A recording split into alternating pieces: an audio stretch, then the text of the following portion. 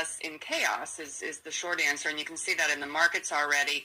In terms of the real world impact, it's going to take time for this to play out. And the way it's going to happen is you're going to see supply chains beginning to rejigger like dominoes falling.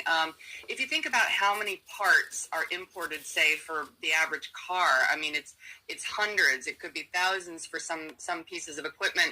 And as those pieces get imported, the retailers are going to have to decide who's going to pick up the costs. Are they going to try and push it on to suppliers? Are they going to take some of the pain themselves?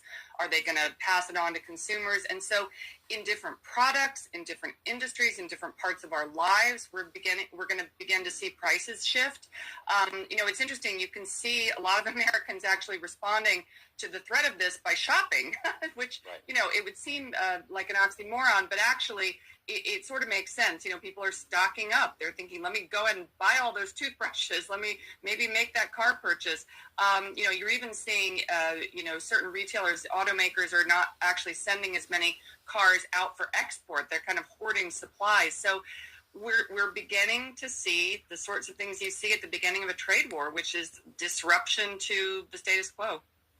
So stock futures did not react well to this Chinese announcement. So they dropped about 1% the minute that China did announce the retaliation. And if the markets close today, and it's not clear that they will, that's not how futures work, but if they close, the S&P down more than a point at the end of the day, that would put us in a bear market, technically. That's stocks. But, Rana, what I've heard overnight is more concerns about the bond market. The bond prices are dropping. I was excited to talk to you because I know you can explain in ways that silly people like me can understand why that's important and so concerning.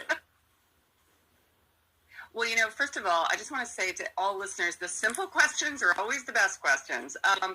It's an interesting thing. Usually when you see a kind of a stock market rout like what we're seeing now, you would see safety assets, things that people feel are more secure, like bonds, particularly short-term bonds, short-term U.S. Treasuries, gold even. Things like that should be rising, but actually in recent days they've been falling. So why is that? Two things to think about. One is that a lot of players in the market, particularly big institutional players, hedge funds, the professional guys,